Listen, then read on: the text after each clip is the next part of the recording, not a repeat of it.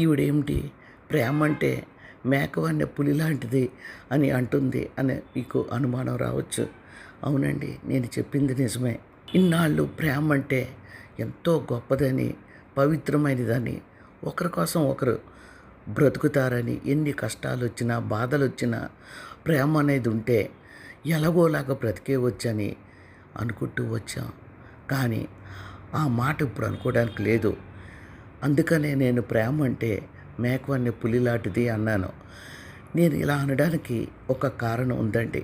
ఈ చిన్నారి తల్లి ఆ అమ్మాయికి అసలు హరిబాబు అంటే ఇష్టమే లేదు. కానీ ఇంట్లో వాళ్ళు అన్నదమ్ములందరూ కలిసి మంచి ఉద్యోగం చేస్తున్నాడు, 30,000 ఎంతో జీతం, నల్లగా ఉన్నాడు, అదేనండి కర్రీగా ఉన్నాడని చూడొద్దని నచ్చ చెప్పి మరి పెళ్లి చేశారు. ఆ అమ్మాయి ఒప్పుకోవడానికి కూడా కారణం ఉంది.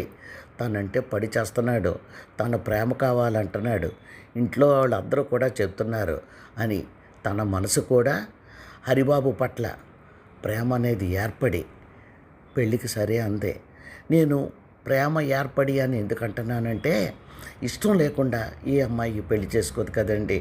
దానికోసం గట్టి మందు తాగాడు, చచ్చిపోబోయాడు అన్న ఆలోచన ఆ చిన్నారి తల్లిలో బయలుదేరి తనని ప్రేమిస్తున్న వాడిని చేసుకోవడానికి మనసా వాచ ఒప్పుకుందని నేను అనుకుంటున్నాను. ఇద్దరు అన్యోన్యంగానే ఉంటున్నారు. చాలా గొడవలు అవుతున్నాయి. అత్తారింటికి తీసుకువెళ్ళలేదు. అవన్నీ మనం ఇక్కడ మాట్లాడుకోవడం అనవసరం. సరే, అల్లుడిని ఇంట్లోనే ఉంచుకున్నారు. పెట్టిన చేతి తిండి మర్చిపోకూడదని ఆనాటి నుంచి మనం అనుకుంటున్నాం. అదేనండి, తిన్నింటి వాసాలు లెక్క పెడతారని అంటారు కదా. అంతకన్నా దుర్మార్గుడు, క్రూరుడు అయ్యాడు హరిబాబు. అల్లారు ముద్దుగా పెరిగిన తన ఇంట్లోనే తన అమ్మ నాన్న పక్క గదిలో ఉంటుండగానే కడుపుతోనున్న ఆ పసిపిల్ల, ఆ చిన్నారి తల్లి భయంకరమైన హత్యకు గురైంది. ఆడది అబల కాదు సబల అంటున్నారు. ఎన్నో రకాలుగా అభివృద్ధిలోకి వచ్చిందంటున్నారు. మగవాళ్ళతో సమానంగా కాదు, ఇంకా ఎక్కువే చదువుకుంటున్నారు, ఉద్యోగాలు చేస్తున్నారు అంటున్నారు.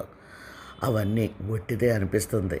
ఎందుకంటే హరిబాబుకి ఒకవేళ నేను కొంతమంది మాట్లాడుతుండగా విన్నాను వీడియోస్, కొంచెం డామినేట్ చేస్తుందని, లేకపోతే కొంచెం ఏదోగా తనే ఎక్కువ అన్నట్టు ప్రవర్తిస్తుందని అన్నట్లు చెప్తున్నారు. పోనీ ఆ విషయం కూడా మనం ప్రస్తావిద్దాం. ఒకవేళ అమ్మాయి చిన్నతనం, ఏమీ తెలీదు ఆ వయసులో, తనని కోరి ఏరి పెళ్లి చేసుకున్నాడు కదా, ఆ మాట తన మనసులో ఉండి తను ఏదో యూట్యూబ్ చేస్తుంది తనకు తగినట్లు, అందులో కూడా సక్సెస్ అవుతూ వస్తుంది. అన్నదమ్ముల గారాల చెల్లి, తల్లిదండ్రులకి ఆ పిల్ల అంటే ఎంతో ప్రాణం. ఇవన్నీ మనసులో ఉంచుకొని కొంచెం డామినేటింగ్ చేస్తుందే హరిబాబుని అనుకుందాం. అది కూడా ప్రేమతోటే కానీ పగతో కాదు, రీల్స్ చేయడానికే అనుకుందాం. కానీ అతనికి నచ్చలేదు. ఓకే, తప్పులేదు. తన కోసం చచ్చిపోబోయాడు, గడ్డి మందు తాగాడు, అవన్నీ పక్కన పెట్టేస్తే అతనికి నచ్చడం లేదు అంతే. ఈ రోజుల్లో చాలా ఈజీ అయిపోయింది కదండి. జొమాటోకి, స్విగ్గీకి ఆర్డర్ ఇస్తే 10 నిమిషాల్లో తెచ్చి ఇంటికి ఫుడ్ ఇచ్చేస్తున్నారు. సేమ్ అలాగే అయిపోయింది ఈ డివోర్సెస్ కూడా. ఆ డివోర్స్ ఏదో తీసుకోలేకపోయాడా, ఇద్దరికి పట్టం లేదని చెప్పలేకపోయాడా, లేకపోతే పంచాయతీ పెట్టలేకపోయాడా, పోనీ అది ఇది వద్దు భయపడ్డాడు వాళ్ళందరికీనో, ఇంత ఘోరంగా చంపుతాడా? మీరే అందరూ ఆలోచించి చెప్పండి. అత్తవారికి, బావమరుదులకి భయపడి ఆ అమ్మాయికి డివోర్స్ ఇవ్వడానికి భయపడ్డాడే అనుకుందాం. క్రూరుడు, దుర్మార్గుడు, నీచుడు కాకపోతే తలగడతో ఆ అమ్మాయిని అదిమి పెట్టి చంపేసి కసి తీరక ఎన్నో కత్తిపోట్లు, 13 ఎన్నో అంటున్నారు, పొడిచి మరీ చంపాడట. ఎంత దారుణం. రకాలుగా అభివృద్ధి చెందిన మన సమాజంలో ఈ డివోర్సులు కూడా బయలుదేరడానికి కారణం ఖచ్చితంగా నన్ను ఎవరేమన్నా ఈ సెలబ్రిటీసు వాళ్ళే కారణం. ఎందుకంటే చట్టా పట్టాలు వేసుకొని తిరుగుతున్నారు, డేటింగ్ అంటున్నారు, ఒకరినొకరు అర్థం చేసుకున్నాం అంటున్నారు. ఇక మొదలవుతాయి. ఇద్దరు ఎంత గాఢంగా మ్యారేజ్ చేసుకుంటున్నారో, ఒకరి కోసం ఒకరు చచ్చిపోతాం బ్రతుకుతాం అన్నట్లు ఫోజులు పెట్టిన ఫోటోలు, కళ్ళు మూసేసుకొని ఎక్కడో స్వర్గం కనిపిస్తున్నట్లు ఫీలింగ్స్, ఇవన్నీ పెట్టి పెట్టి పెట్టి యువతని చాలా పాడు చేస్తున్నాయి. ఇప్పుడు ఇన్ఫ్లుయెన్సర్స్ అంటే అర్థం ఏంటండి? ఒకరిని ఇన్ఫ్లుయెన్స్ చేయడమే కదా. ఇవి ఖచ్చితంగా ఈ టీనేజ్ లవర్స్ని ఇన్ఫ్లుయెన్స్ చేస్తున్నాయి. హ్యాపీగా వాళ్ళు కూడా మొదలెట్టేశారు. ఎందుకంటే పూర్వం కన్నా ఇప్పుడు ఫ్రీడమ్ ఎక్కువైపోయింది కదా, అబ్బాయిలకి అమ్మాయిలకి కూడా. వాళ్ళు మొదలెట్టారు డేటింగ్లు చేయడాలు, చాటింగ్లు చేయడాలు, లాంగ్ డ్రైవ్లకి వెళ్ళడాలు. వాళ్ళలాగే వీళ్ళు చక్కగా ఒక 10,000 15,000 సెల్ చేతిలో ఉంటే ఫోటోలు తీసేసుకుంటున్నారు, అవి పోస్ట్ చేస్తున్నారు. అంతేకాదు చదువు వచ్చినా రాకపోయినా ఎలాగోలాగా యూట్యూబ్ ఛానల్స్ స్టార్ట్ చేసేస్తున్నారు, అందులో తమ లవ్ అంటూ పెట్టేస్తున్నారు. ఈ విధంగా భ్రష్టు పట్టేసింది మన సమాజంలో ప్రేమే కాదండి, పెళ్ళి ప్రేమ రెండు కూడా 100కి 90% భ్రష్టు పట్టేసింది. అలాంటి సమాజంలో బ్రతుకుతున్న వైష్ణవి అర్ధాంతరంగా క్రూరంగా ఆ దుర్మార్గుడు హరిబాబు చేతిలో హతమయ్యింది. నేను ఏదో చెప్పబోయి ఎక్కడికో వెళ్ళిపోతున్నాను. కారణం ఏంటంటే అమ్మాయిని చాలామంది ఏదో విధంగా అమ్మాయి డామినేషన్ ఎక్కువగా ఉంది, ఆ సెల్ ఏదో ఇసురు కొట్టింది, ఇవన్నీ అంటున్నారు. ఓకే, అవన్నీ కరెక్టే అవ్వచ్చు. అయితే ఇదా ట్రీట్మెంటు? ఇలాగా చంపుతాడు?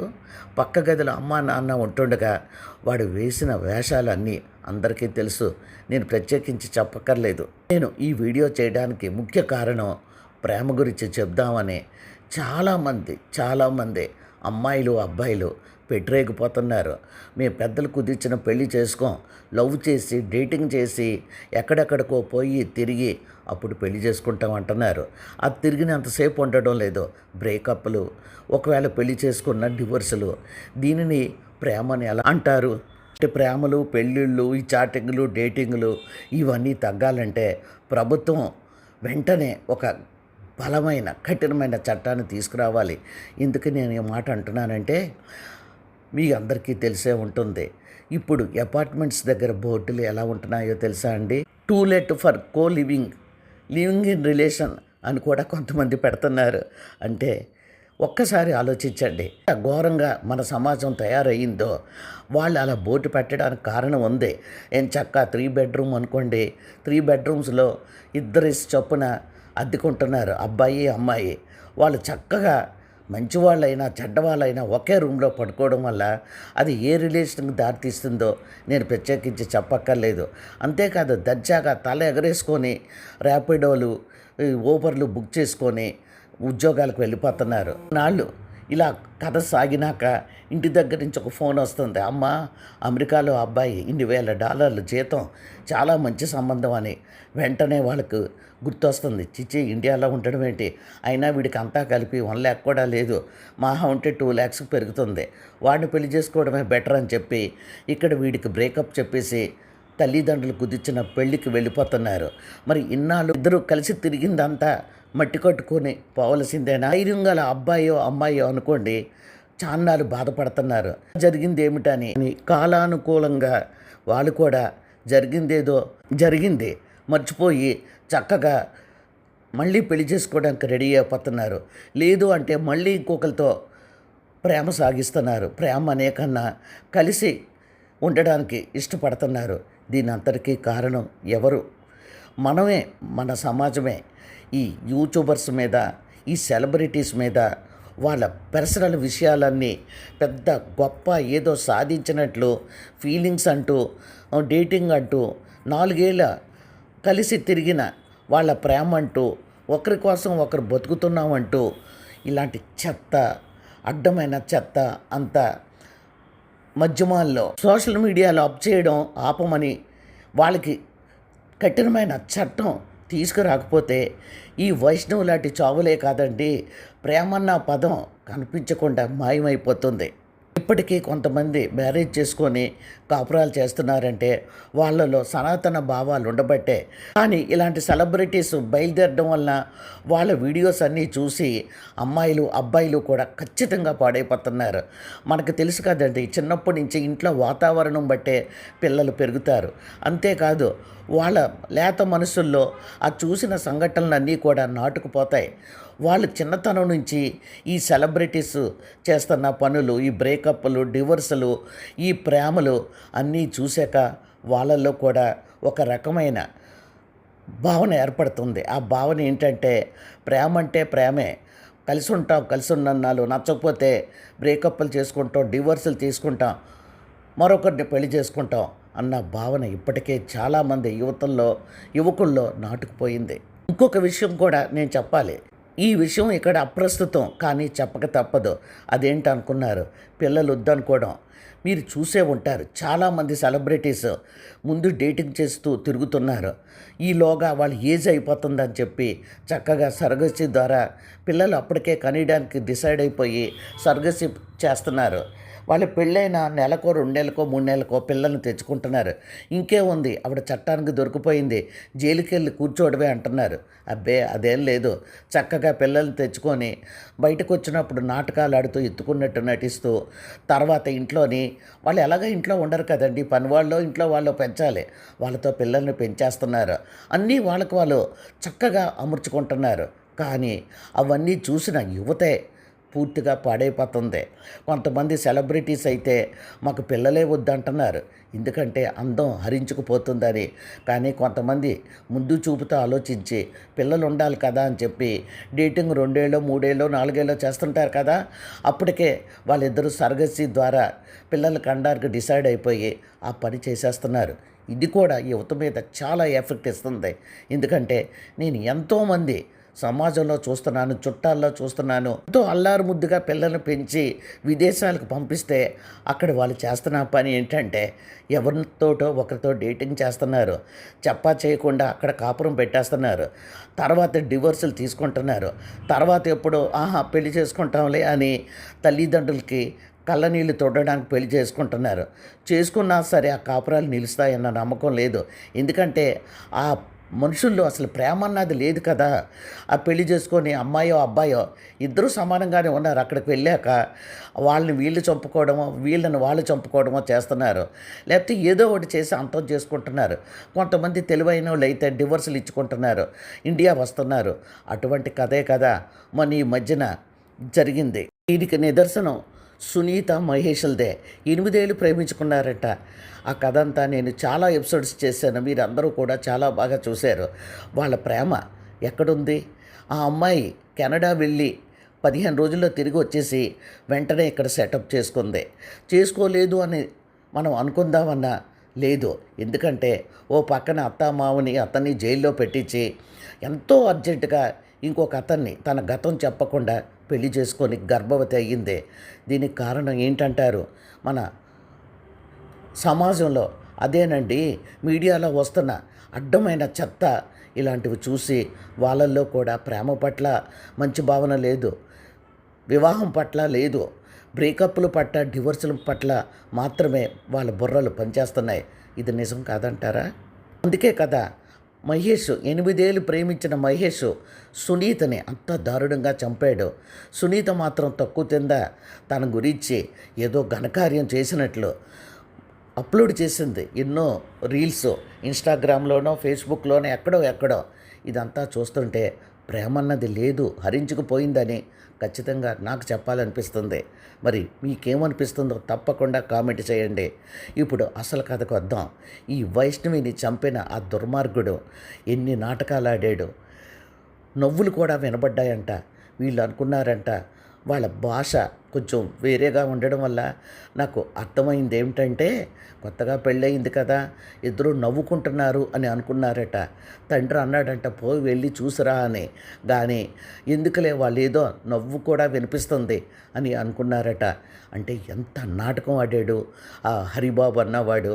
వాడిని ముక్కలుగా నరకాలని నాకు అనిపిస్తుంది. ఎందుకంటే వాడు భయపడవలసిన పని లేదు. నీ కూతురుతో నేను కాపురం చేయలేను, ఇగో నన్ను ఇలాగ ఏడిపిస్తుంది, ఇలాగ ఇసురు కొడుతుంది, నా డామినేషన్ ఎక్కువగా ఉంది అని పంచాయతీ వాళ్ళకి అలవాటే పెట్టొచ్చు కదా. అందులోకి వాడి అమ్మ సపోర్ట్ ఉంది కదా వాడికి. ఇవన్నీ లేకుండా మంచిగా ఉంటేనే నేను ఉంటానని. అంతేగాని ఇలా ఇంత ఘోరంగా చంపేస్తాడా?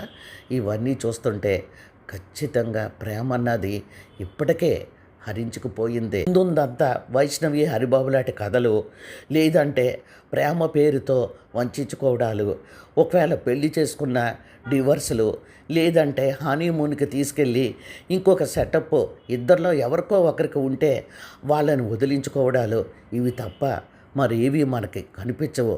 ఆ న్యూస్లే మనకి వినవలసి వస్తుంది. నేను మీతో ఇంకా నేను మాట్లాడాలని ఉంది. కానీ ఇప్పుడు నేను చివరగా చెప్పేది ఏమిటంటే, గవర్నమెంట్ ఖచ్చితమైన చట్టాన్ని తీసుకురావాలి. ఇలా ప్రేమ, పెళ్ళి, ఈ సహజీవనాలు, డేటింగ్లు ఇవన్నీ లేకుండా సుప్రీంకోర్టు దీనికి స్పందించి వాళ్ళకి తగిన గుణపాఠం వచ్చేలాంటి చట్టం తీసుకురావాలి. ఇప్పుడు ఎన్నో కొత్త చట్టాలు వస్తున్నాయి. ఆడపిల్లకి ఆస్తిలో వాటా గురించి ఈ మధ్యనే చూశాను. అంతేకాదు లాలో కూడా న్యాయమైన చట్టాన్ని తీసుకొస్తుంది సుప్రీంకోర్టు. ఈ మరణాలు ఆగాలంటే ప్రేమన్న పదం చాలా పవిత్రమైనదే. పడితే అప్పుడు లవ్ చేసుకోవడాలు, ఒకరినొకరు మోసం చేసుకోవడాలు, కొన్నాళ్ళు కలిసి సహజీవనం చేసుకోవడాలు, తర్వాత నచ్చిన వాళ్ళు పెళ్లి చేసుకోవడాలు, మళ్ళా వాళ్ళకి ఇంకొక ఇల్లీగల్ అఫైర్ ఏర్పడి హనీమూన్లు పేర్లు చెప్పి కొంతమంది ఒకరినొకరు అర్థం చేసుకోవడం, ఇవన్నీ మనం నిత్యం చూస్తున్నాం.